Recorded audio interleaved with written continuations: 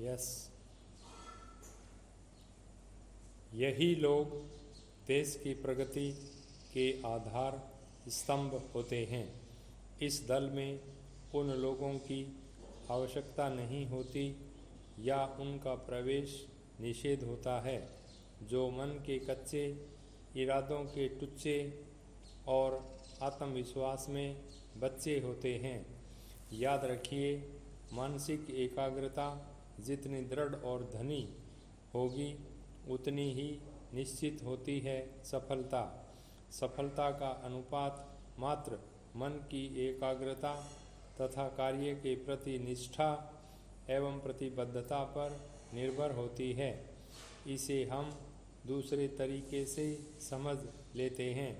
हमारी इच्छा जिस वस्तु को प्राप्त करने की होती है उसके ही अनुपात से हम अपना संकल्प, विश्वास तथा प्रयास दृढ़ करते हैं। यानी इसे यूँ भी कहा जा सकता है कि किसी वस्तु की प्राप्ति मात्र हमारे संकल्प, विश्वास और प्रयास की दृढ़ता पर ही निर्भर करती है। यह दृढ़ता ही हमें सारे विरोधों, विघ्नों और विवशताओं की बाधाओं को पार करवाकर सफलता के सोपान की अंतिम सीढ़ी तक पहुँच पाने के सुख देती है।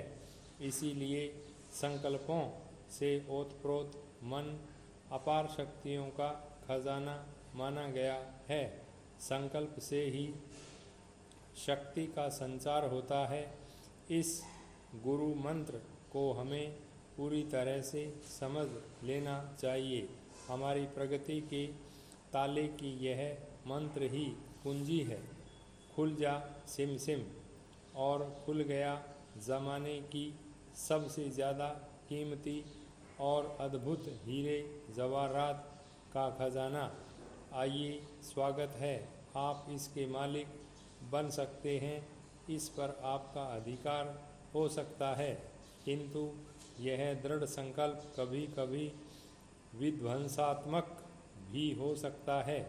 इतिहास की चिलमन हटाकर यदि देखें तो संसार में संपूर्ण रक्तपात, नरसंहार और ध्वंसात्मक अनगिनत वहशियाना मार्मिक दुर्घटनाएं संकल्प की दृढ़ता के कारण बिखरी मिलेंगी। संकल्प की दृढ़ता के परिणाम के सिक्के की एक तस्वीर यह भी है जो ज़्यादा स्पष्ट नज़र आती है, क्योंकि यह आदि से इसी तस्वीर का बोलबाला ज़्यादा रहा है।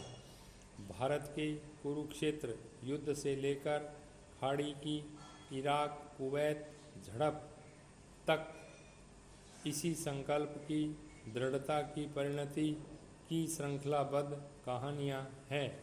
यह मनुष्य की अविवेकपूर्ण एवं असंतुलित चिंतन एवं मानसिकता का परिणाम है कि वह जरा सी बात पर क्रोध से आग बबूला हो जाता है और बिल्कुल जानवर प्रवृत्ति का दास होकर हिंसा पर उतर आता है। कभी कभी यह विवेकहीन दुर्घटनाएं धन को लेकर भी होती हैं।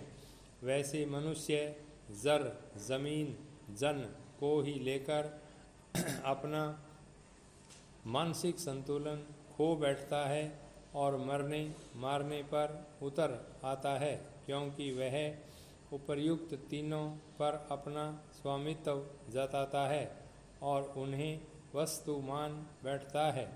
संसार में आज तक जितने भी युद्ध हुए हैं वे इन्हीं तीन वस्तुओं के कारण हुए हैं।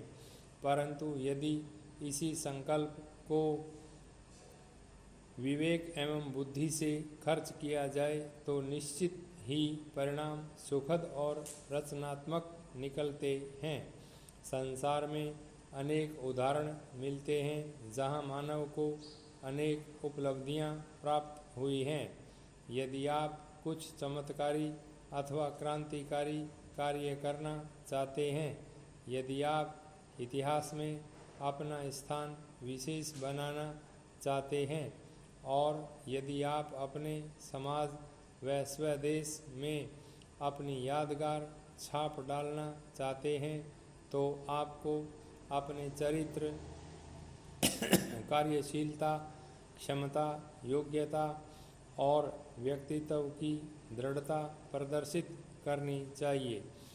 आपके विचारों और कर्मों में समानता होनी चाहिए और आपकी कथनी व करनी में एक रसता रहनी चाहिए। तभी समाज में आपके प्रति विश्वास पनपेगा, लोग आपका आदर करेंगे और आपकी साख जमेगी। यही एक कला है जो सर्वश्रेष्ठ है और उम्मीद की जाती है कि प्रत्येक उस व्यक्ति को यह कला सीखनी चाहिए जो समाज में सिर उठाकर जीने की आकांक्षा पालते हैं। यह कला मनुष्य को आरंभ से ही सीखनी चाहिए। विद्या अध्ययन करते समय से ही उसे इस बात का ध्यान देना चाहिए कि वह अपने विचारों को स्वस्थ, स्पष्ट और सांस्कृतिक बनाए और सदा वही करने की कोशिश करे जैसा कि वह सोचता है। यदि उसे कला के विषयों में रुचि है तो उसे विज्ञान के विषय भूल से भी नहीं चुनना चाहिए। ऐसा गलत कदम उठाने का परिणाम वह जीवन भर भुगतता रहेगा। सबसे बड़ी बात यह है कि वह सदा विभाजित मन को लेकर जीवन व्यतीत करने पर विवश हो जाएगा। संसार में ऐसे बहुत से कम महापुरुष मिलेंगे जो आरंभ में जिस विषय अथवा विद्या के प्रति रुचि रखते थे, परंतु कालांतर में उन्होंने बिल्कुल विपरीत दिशा में अपनी योग्यता के झंडे गाड़े हों।